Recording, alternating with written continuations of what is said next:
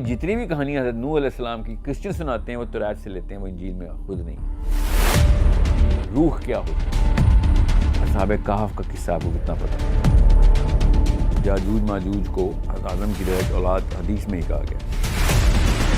سورہ کہف جس طریقے سے نازل ہوئی ہے اس طریقے سے جو پڑھے گا دجال سے بچے گا۔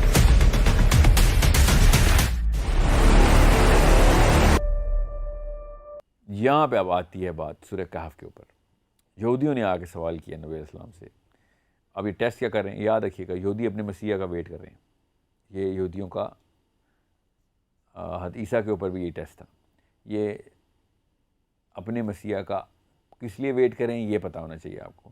ان کے مسیح کی نشانی کیا ہے کہ پوری دنیا کے اندر ایک ایک گھر میں اللہ کا پیغام پہنچائے گا، دنیا سے جنگ و جدل ختم کر دے گا۔ یہ نشانی ہے، یاد رکھیے گا۔ اور کسی بھی قسم کا کوئی معجزہ نہیں کرے گا، یہ اس کو معجزوں کا محتاج نہیں ہے۔ ہو گیا تو ٹھیک ہے، معجزوں کا محتاج نہیں۔ اور جتنے بھی بندوقیں ہیں، جتنی بھی گولیاں ہیں، جتنے ٹینک ہیں، جتنے جو بھی جنگ کا سامان ہے، ان کو ہتھیاروں کو پگھلا کے اس نے حل بنانے اور وہ پروننگ اسپیئرز بنانے، وہ جو پتے صاف کرتے ہیں، جس سے مطلب زراعت کے سامان بنائے گا۔ تو کیونکہ جنگ کی ضرورت ختم کر دے گا، لوگوں کو آپس میں بھائی بنا دے گا اور دنیا سے کہانی ختم جنگ اور یہ بدامنی کی۔ یہ نشانیاں ہیں جو کہ انہوں نے دیکھنی ہے۔ یہ مقصد ہے جس کی جو کہ مسیح نے پورا کرنا ہے ان کے۔ وہ کس طریقے سے پورا کرنا ہے یہ یاد رکھیے گا۔ اب واپس آتی ہے نوح کے اوپر کہانی۔ اب یہ کہانی بہت ضروری ہے کہ آپ لوگوں کو پتہ ہو کہ نوح علیہ السلام نے جن ڈیمینشنز کے اندر سے سارا کام کیا تھا، یہ توریت نے انجیل کو بتایا ہے، انجیل نے توریت کو نہیں بتایا، یاد رکھیے گا۔ توریت پہلے آئی ہوئی ہے۔ ابھی بھی جتنی بھی کہانیاں حضرت نوح علیہ السلام کی کرسچن سناتے ہیں وہ توریت سے لیتے ہیں، وہ انجیل میں خود نہیں ہے۔ یہ بس یہ غور سے سمجھنے والی بات ہے۔ جتنی بھی حضرت نوح علیہ السلام کی تمام تر معاملاتی زندگی ہے وہ انجیل اس سے آ رہی ہے۔ انجیل نے بس ایک کام کیا جو توریت نے نہیں کیا، کہ انجیل نے 3 آخری کی کتابیں حضرت عیسیٰ کے بارے میں جو لکھیں اس میں حضرت نوح کو ڈائریکٹ ریفرنس دیتے رہے وہ، ورنہ وہ ریفرنس کہاں سے لے رہے ہیں؟ وہ توریت سے ہی لے رہے ہیں۔ بس یہ بات آپ کو پتہ ہونا چاہیے۔ یہودیوں نے آ کے نبی علیہ السلام سے مسیح کا ٹیسٹ لیا کہ یہ ہمارا مسیح ہے کہ نہیں۔ تو انہوں نے کیا سوال کیے کہ اگر آپ ہمیں یہ بتا سکیں کہ روح کیا ہوتی ہے، ٹھیک ہے، تو ہم آپ کو اپنا نبی مان لیں گے۔ اگر آپ ہمیں یہ بتائیں کہ اصحاب کہف کا قصہ آپ کو کتنا پتہ ہے، اصحاب کہف کے ساتھ کیا ہوا تھا، یہ یاد رکھیے گا۔ وہ ٹیکنالوجی ڈھونڈ رہے ہیں، وہ جس ٹیکنالوجی سے انہوں نے پوری دنیا میں جنگ و جدل ختم کرنی ہے۔ ان کے مسیح نے اس اللہ کا نام ہر گھر میں پہنچانا ہے، ٹھیک ہے، اپنی طرف سے وہ یہ دیکھ کریں۔ تو اور تیسرا سوال کیا تھا کہ ذوالقرنین کے بارے میں ذرا بتائیں کہ وہ ہوا کیا تھا، کہاں گیا تھا، وہ کیا ٹیکنالوجی ہے، ٹھیک ہے۔ اب یہ بہت ضروری ہے کہ آپ کو پتہ ہو کہ سورہ کہف کا بیک ڈراپ کیا ہے۔ یہ ہے اسٹارٹنگ پوائنٹ۔ ابھی سورہ کہف نہیں نازل ہوئی، ابھی تو پہلی دفعہ یہودیوں نے سوال کیے، ان سوالوں کے جواب میں سورہ کہف نازل ہونی، ٹھیک ہے۔ غور سے سمجھیں اس بات کو کہ سورہ کہف کتنی بڑی چیز ہے۔ اب آتے ہیں، 1 سیکنڈ کے لیے پاز کرتے ہیں اس کہانی کو یہاں پہ اور چلتے ہیں سورہ کہف کی اوور آل قرآن پاک کے اندر پلیسمنٹ کو اور اس کے اوپر حدیثوں کو۔ نبی علیہ السلام نے ارشاد فرمایا کہ سورہ کہف جس طریقے سے نازل ہوئی ہے اس طریقے سے جو پڑھے گا دجال سے بچ جائے گا۔ اس طریقے کا مطلب ہے جس تجوید میں، جس سیکوینس میں، اور جا کے صحیح طریقے سے پڑھے۔ جس طریقے سے نازل ہوئی کا مطلب یہ ہے کہ جیسے میں تمہیں سناتا ہوں، نبی علیہ السلام صحابہ کو ویسے ہی کوئی پڑھے گا، تو سمجھ رہے ہیں؟ پھر پہلے 10 آیتیں جو پڑھے گا دجال سے محفوظ رہے گا، آخری 10 آیتیں جو پڑھے گا وہ دجال سے محفوظ رہے گا۔ یہ 3 الگ الگ حدیثیں۔ نبی علیہ السلام نے حضرت زینب سے ارشاد فرمایا ایک دفعہ کہ زینب، میں تمہیں ان 3 صورتوں کا بتاؤں، میں مفہوم بتا رہا ہوں کہ جو گروپ، کیونکہ صورتوں کے نا کلسٹرز اور کانسٹلیشنز ہیں قرآن پاک کے اندر۔ نبی علیہ السلام نے اس کانسٹلیشن کو کہا کہ یہ عظیم ترین کانسٹلیشن ہے۔ کیا؟ سورہ بنی اسرائیل، سورہ کہف اور سورہ مریم۔ سورت نمبر 17، سورت نمبر 18، سورت نمبر 19، یہ تینوں اکٹھی اللہ نے کی ہیں۔ سوچیں یہ کیا نمبر ہے؟ 17، 18، 19۔ سورہ بنی اسرائیل، سورہ اسراء، سورہ کہف اور سورہ مریم. پھر دوبارہ بتاتا ہوں, نام بدل کے بتاتا ہوں.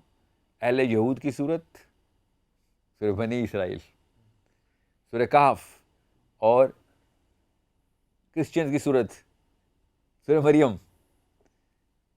ٹھیک ہے, بہت اطمینان سے سمجھیں اس بات کو کہ یہ سورہ کہف کی پلیسمنٹ کدھر کی گئی ہے. ایک طرف اہل یہود کا پورا منبع, اور ایک طرف اہل نصارہ کا پورا منبع, پورا لیکچر, اور دا سینٹر میں سورہ کہف.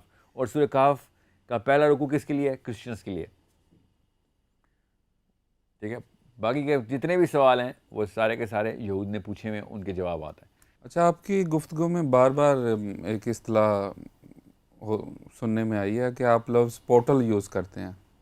تو مثلا ٹائم اینڈ اسپیس آپس میں مثلا انٹریکشن ہوتے ہیں ایک انداز سے جس میں, تو اس کی تھوڑی وضاحت کر دیں. جو مثلا آپ کا تصور پورٹل کیا ہے مثلا, اور اس میں یہ موجودہ حالات کو سمجھنے میں کس طرح کارآمد ہے؟ موجودہ حالات کو تو چلیں ہم سمجھتے رہیں گے, مگر اینڈ آف ٹائم سے کیا تعلق ہے اس کا, اور اس وقت کیا حالات ہوں گے. دیکھیں, انتہا سے پہلے نا ابتدا کے اوپر ذرا سے زیادہ فوکس کر لیتے ہیں تاکہ سب کے کانسیپٹس کلیئر ہو جائیں. آدم علیہ السلام کی کہانی احادیث میں اینڈ آف ٹائمز کی طرف بھی اشارہ کرتی ہے. یاجوج ماجوج کو آدم کی ڈائریکٹ اولاد حدیث میں ہی کہا گیا ہے. اور یہ بہت غور سے سمجھ لیں کہ سورۃ طلاق کی آخری آیت کے بعد تو یہ کثرت بالکل ہی ختم ہو گئی کہ خالی اسی کرے کے اوپر ہی سارا نظام چل رہا ہے جو چل رہا ہے. کہیں اور بھی یہ سارا کا سارا معاملہ ہے. جو ارض کا لفظ ہے قرآن پاک میں, وہ ان تمام تر ٹیرسٹرل پلینز کے لیے, ان سیاروں کے لیے, کہ جو کائنات کے الگ الگ سولر سسٹمز میں الگ الگ طریقے سے, ہمارے اپنے سولر سسٹم میں خالی ہمارا اپنا سیارہ تو نہیں ہے نا, تو باقی کے سارے سیارے بھی ارضی کے لائیں گے. سو یہ بہت ضروری ہے کہ آپ کو پتہ ہو کہ یہ جہان کا کانسیپٹ ہے, ان سماوات کا کانسیپٹ ہے. کتنے جہان ہیں, کتنے سماوات ہیں, یہ اللہ تعالیٰ نے بتایا. سورۃ طلاق میں یہ بھی بتا دیا کہ سماوات تو کئی جگہوں میں بتایا تھا اللہ تعالیٰ نے, مگر یہاں پہ آ کے اللہ تعالیٰ نے کہا کہ جتنے سماوات ہیں اتنی ہی ارض ہے. اسی کی مثال کے اوپر ہم نے دنیایں بھی بنائی ہیں, سیارے بھی بنائے ہیں. اس کا کیا تعلق ہے آدم کی کہانی سے کہ آدم کو تمام ارض کے اوپر خلافت دی گئی, صرف ہمارے کرے کے اوپر نہیں. اب ارض اگر ہر جگہ پہ ہے تو پھر ہر جگہ پہ خلافت اللہ تعالیٰ نے تو خالی تخصیص کے ساتھ اس کرے کا نہیں کہا. اس کرے کو تو اللہ تعالیٰ دنیا کہتے ہیں. تو میں آپ کو نا ایک طریقے سے بتاتا ہوں, جس طرح سورہ واقعہ میں اللہ تعالیٰ نے بتایا نا, یہ میں آپ کو ڈائیگرام بنا کے بتاتا ہوں اسپیس ٹائم کیا ہے. جو ہماری اسپیس ٹائم ہے نا, وہ یہ کوئی ایک سیلیسچل باڈی ہوتی ہے, کوئی بھی ایک سیارہ ہے, ستارہ ہے. ٹھیک ہے, اب اس کو ایک سیکنڈ کے لیے ستارہ ہی سمجھیں کیونکہ میں سورہ واقعہ پہ آنے لگا ہوں جہاں پہ اللہ تعالیٰ نے پوری کی پوری نشانی ہمیں بتا دی ہے. جب ایک ستارہ یا کوئی بھی ایک سیلیسچل باڈی اسپیس ٹائم کے اوپر, یہ اسپیس ٹائم ہے,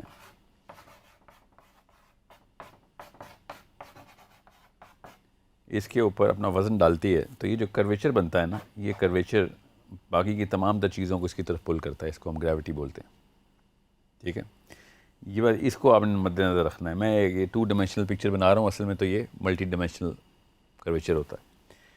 اب سمجھ لیں کہ یہ ستارہ جو ہے نا, سمجھ کے لیں, اب ہمیں سائنس نے بھی بتا دیا کہ ستارہ, اور قرآن پاک نے بھی بتایا ہے بالکل اسی طریقے سے پے در پے بتایا ستاروں کی کہ کیا حالات ہوتے ہیں.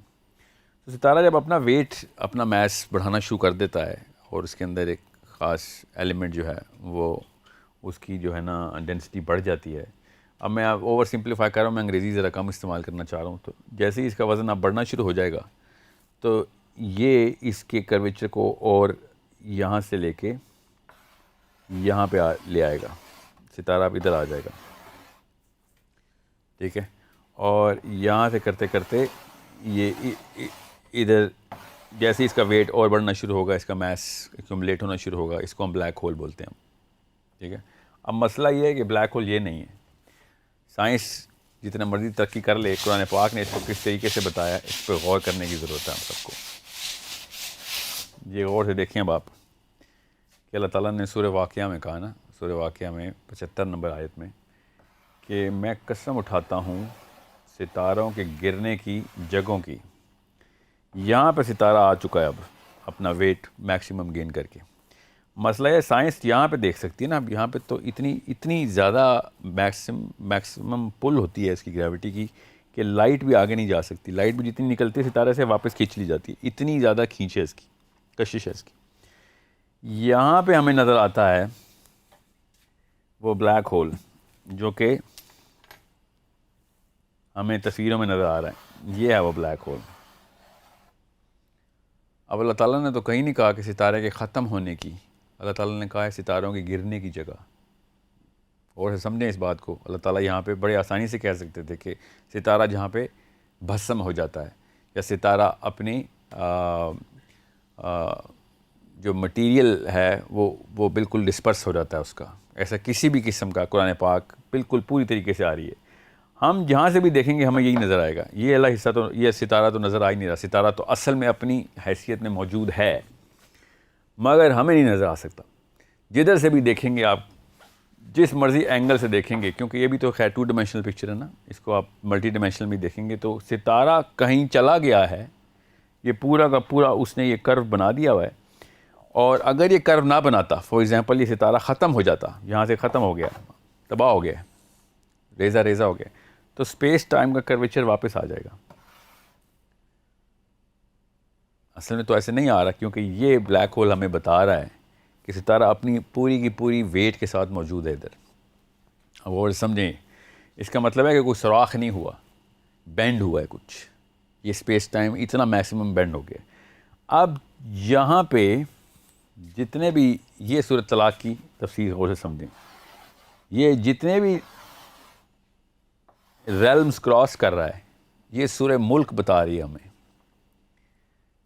کہ یہ تمام تر سماوات کو کراس کرتا ہوا نیچے تک جا رہا ہے. کہاں پہ جا رہا ہے ہمیں بھی نہیں پتا. یہ اللہ تعالیٰ نے بتایا کہ اگر تم جان لو, 76 نمبر آیت میں, کہ میں جو یہ قسم اٹھا رہا ہوں یہ کتنی بڑی قسم ہے.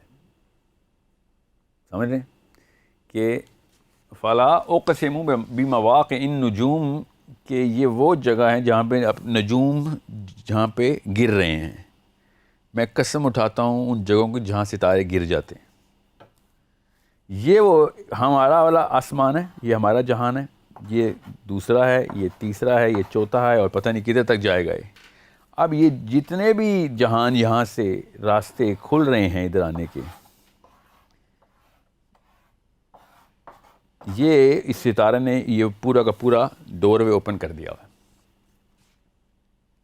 سمجھ رہے ہیں؟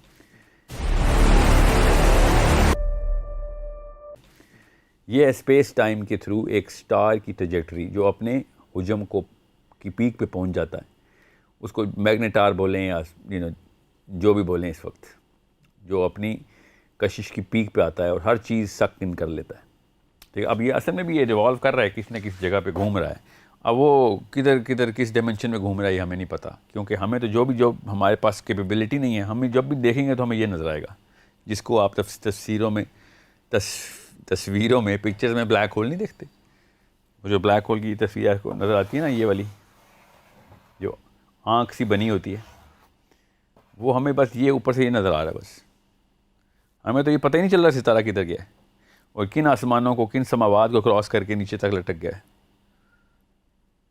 ٹھیک ہے. سو اللہ تعالیٰ جب سورہ واقعہ میں کہتے ہیں نا کہ اگر تم جان لو, تو یہ نہیں کہتے کہ تم جان نہیں سکتے, کیونکہ اللہ تعالیٰ نے کئی جگہوں پہ کہا ہے کہ یہ تمہارے بس کی بات ہے, تم نہیں جان سکتے.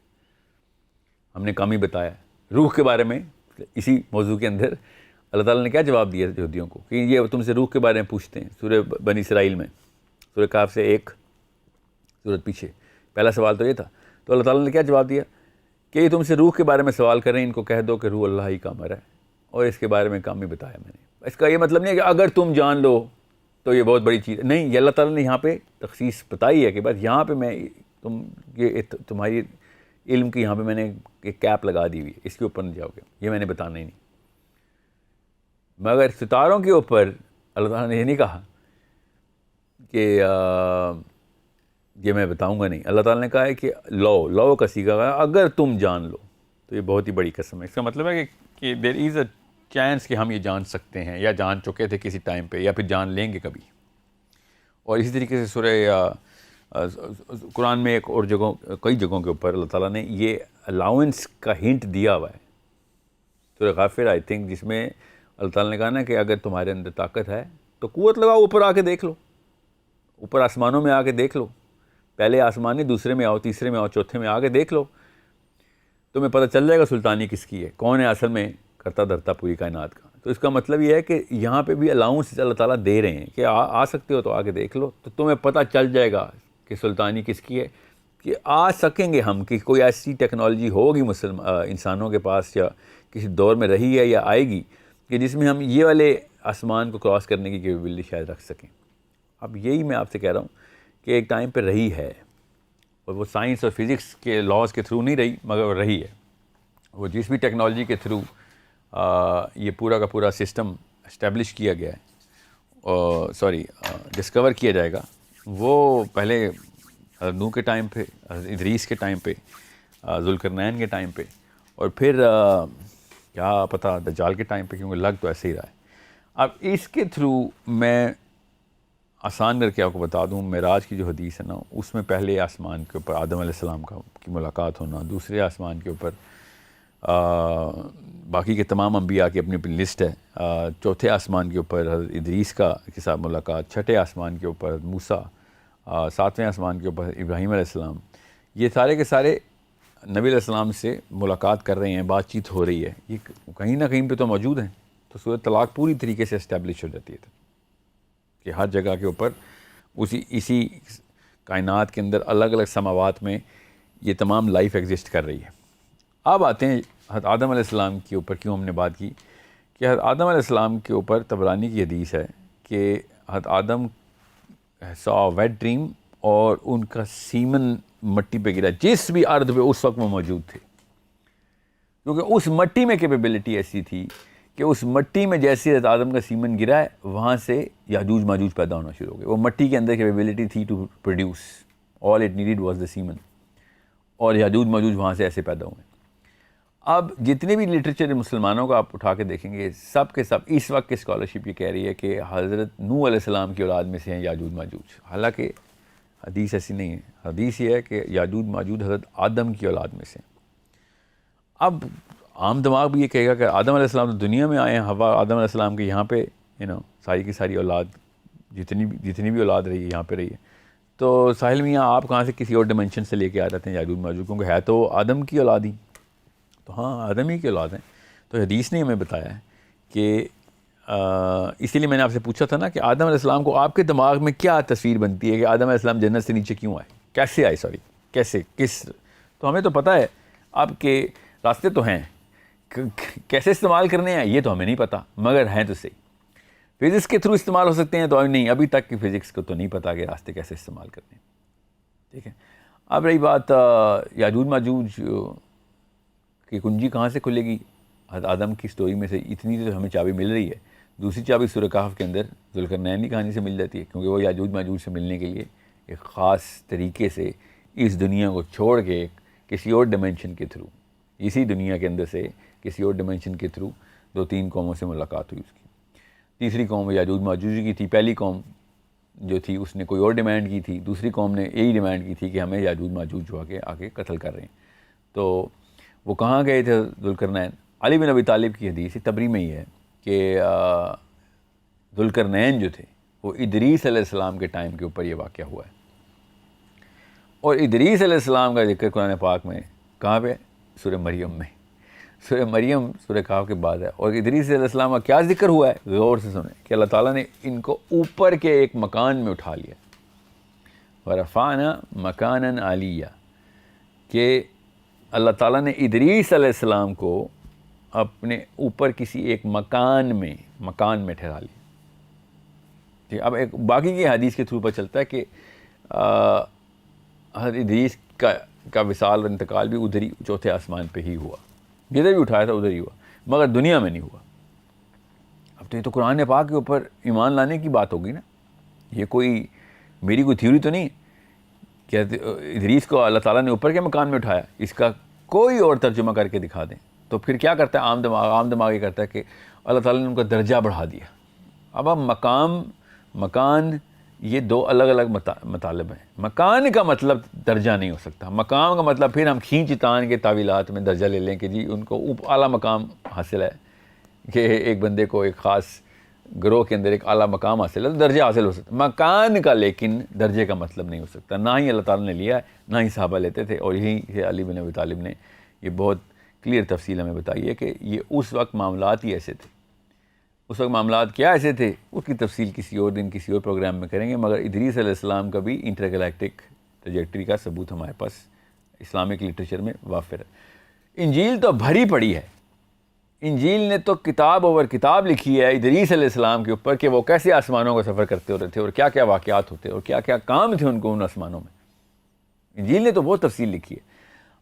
میں مگر انجیل کی تفصیل اس لیے نہیں کہہ رہا کیونکہ اس کا یہ ہمارے اس پروگرام کے موضوع سے اتنا ڈائریکٹ تعلق نہیں، مگر یہ تعلق تو ہے. اور علی بن ابی طالب نے انجیل میں تھوڑی کہا ہے، یہ تو ہماری حدیث میں ہے نا کہ علی بن ابی طالب نے کہا کہ ذوالقرنین کا یہ جو واقعہ ادریس علیہ السلام کے ٹائم کا ہے. وہ کسی وجہ سے انہوں نے ادریس علیہ السلام کے ٹائم کا کہا کہ اس وقت یہ معاملات جو تھے نا یہ اللہ تعالیٰ نے کھول رکھے ہوئے تھے انسانوں کے لیے، جو جس کو اجازت تھی اللہ کی طرف سے. تو ذوالقرنین کو تو تھی، اللہ تعالیٰ نے سورہ کہف میں ہی بتایا کہ ہم نے اس کو سببہ عطا کی. اب سببہ کیا ہے وہ صحابہ نے ہی بتا دیا، ہمیں تابعین نے بتا دیا کہ سببہ ان راستوں کو کہتے ہیں کہ جو اوپر کے آسمانوں کی طرف ایکسیس دیتے ہیں آپ کو. تو سورہ کہف کے اوپر یہ بہت آسانی سے آپ کو پتہ ہونا چاہیے کہ اتنے صریحاً الفاظ میں اللہ تعالیٰ نے کہا کہ ہم نے اس کو دنیا میں جو ہے نا طاقت عطا کی، حکمرانی دے دی، اور ہم نے اس کو سببہ بھی عطا کر دی. اس کا مطلب ہے دنیا میں کوئی معاملہ نہیں ہے سببہ کا. سببہ ان راستوں کو کہتے ہیں جو اوپر کی طرف جاتے ہیں. اور یہ حضرت زید بن اسلم ڈائریکٹ راوی ہیں اس کے، جو تابعی ہیں، کہ انہوں نے خود لکھ دیا کہ صحابہ جب بھی سببہ کا لفظ لکھتے تھے اور پڑھتے تھے اس کا مطلب آسمان میں جانے والے راستے ہیں. قرآن پاک میں یہ کئی جگہوں پہ استعمال ہوا ہے یہ لفظ اپنے مصدر کے ساتھ، اور تمام جگہوں کے اوپر آسمان میں جانے والے راستے ہی بتایا اللہ تعالیٰ نے. سوائے سورہ کہف میں علماء کرام نے اس کا مطلب دنیا میں طاقت کو کہہ دیا کہ دنیا میں کوئی بھی طاقت اس کو سببہ بولتے. حالانکہ سورہ کہف جب کہتی ہے کہ ہم نے دنیا میں اس کو طاقت دی اور سببہ عطا کی، ٹھیک ہے، تو اس کا مطلب ہے دنیا میں طاقت الگ چیز، الگ گفٹ ہے، اور سبب الگ گفٹ ہے. اور اس کا ثبوت کیا ہے؟ اگلی ہی آیت میں اللہ تعالیٰ نے کہہ دیا کہ یہ پھر اس سببہ کے اوپر چل پڑا. فاتبع سببہ کا مطلب ہے کہ اب میں اس راستے پہ چل پڑا، اس مطلب لٹرلی اس سڑک پہ چل پڑا. یہ آیت ساتھ ہی اس آیت کے ساتھ منسلک آیت. تو اس کا یہ مطلب ہے کہ وہ طاقت کا معاملہ نہیں کرنا ادھر، یہ ان راستوں کا ہی معاملہ ہے. تو یہ طاقت ہی پھر علی بن ابی طالب نے ہی یہ حدیث رقم کروائی کہ ذوالقرنین کو اللہ تعالیٰ نے آسمان میں بادلوں کے اوپر چلنے کی طاقت بتا دی گئی تھی. ٹھیک ہے. اور پھر جو کعب الاحبار ہیں جو تابعی ہیں وہ انہوں نے ذوالقرنین کے بارے میں یہ بتایا کہ ذوالقرنین جب نکلا تھا تو ثریا ستارے پہ گیا تھا اپنے لشکر کے ساتھ. ثریا ستارے پہ، وہاں پہ ان کے لشکر نے گھوڑے باندھے تھے جا کے. تو یہ تو سوائے اس سینس کے کہ جو سینس اب کہیں جا کے ہمارے ذہنوں میں آتی ہے، تب کہیں جا کے ہمیں پتہ چلتا ہے کہ یہ کہانی تو کہیں اور چل رہی ہے، کسی اور ڈیمنشن کے اندر. میں یہ نہیں کہہ رہا ہوں کہ یہاں پہ پورٹل کھلے اور مریخ پہ پہنچ جائیں یا پھر کسی اور آسمان میں پہنچ جائیں. کیا پتہ ادھر ہی یہ راستہ ہو، دنیا میں ہی یہ راستے ہوں اور دنیا میں ہی آپ یہ سارے معاملات کریں، مگر اس ڈیمنشن میں نہ کریں. اس کا مثال کیا ہے؟ جیسے جن اسی دنیا میں رہتے ہیں ہمارے ساتھ، مگر ان کی ڈیمنشن کوئی اور ہوتی ہے. اور قرآن پاک نے ڈیمنشن ہی کا لفظ بولا کہ یہ تمہیں اس جگہ سے دیکھتے ہیں جس جگہ سے تم ان کو نہیں دیکھ سکتے. تو جن کے موقع پہ ہم جب ڈیمنشن کی بات اور پورٹل کی بات سمجھ لیتے ہیں تو باقی کے معاملات کے اوپر ہمیں کیوں نعوذ باللہ یہ ایک رعایت مل رہی ہے کہ نہیں یہاں پہ نہیں کر سکتے، کیونکہ یہ ہمارے ذہنوں کو سمجھ نہیں آتی. عبداللہ بن مسعود نبی علیہ السلام کے ساتھ ایک دفعہ سفر پہ تھے تو عبداللہ بن مسعود کہتے ہیں میں نے دیکھا کہ نبی علیہ السلام کے سامنے ایک جماعت آ کے رکی ہے کالے ملبوسات میں، دراز قد لوگ، اور نبی علیہ السلام نے پھر صحرا کی ریت میں ایک لکیر کھینچ دی. اور عبداللہ بن مسعود کہتے ہیں مجھے کہا ہے کہ عبداللہ بن مسعود تم دیکھو گے ابھی میں ان کے ساتھ چلتا چلتا غائب ہو جاؤں گا، تم میرے پیچھے نہ آنا. اگر تم میرے پیچھے آ گئے تو قیامت تک مجھے ڈھونڈتے رہو گے، ہم ایک دوسرے کو نہیں مل سکیں گے.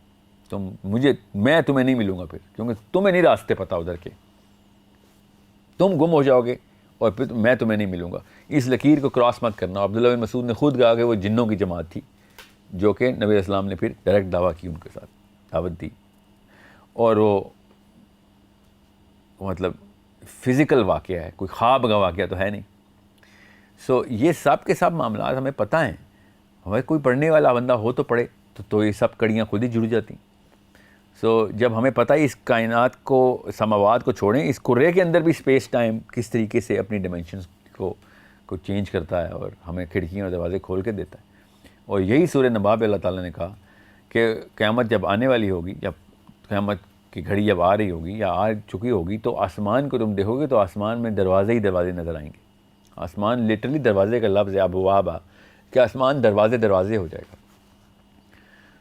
تو اس وقت یہ سارے معاملات کھل جائیں گے. اب میں آپ کو بتا رہا ہوں کیوں قیامت سے پہلے میں دروازے کھولا, کیونکہ حدیث بڑی کلیئر ہے کہ جب ایک دروازہ کھلے گا نا, کوئی سا ایک, اور وہ کون سا دروازہ ہم کریں گے بعد اس پہ, کیونکہ دجال اور عیسیٰ نے کہیں نہ کہیں سے تو آنا ہے, تو وہ ان میں سے ایک دروازہ کھلنا ہے. وہ ایسے ہی وہ دروازہ کھلنا ہے, باقی کی تمام مخلوقات نے بھی انٹری کرنا شروع کر دینی. میں اس لیے کہتا نا وہ پے در پے واقعات ہونے ہیں پھر وہ, اور ویسی ایسی مخلوقات ہیں کہ جن کا دنیا میں کسی بھی لیول کے اوپر ایکسپلینیشن نہیں مل سکتی ہمیں.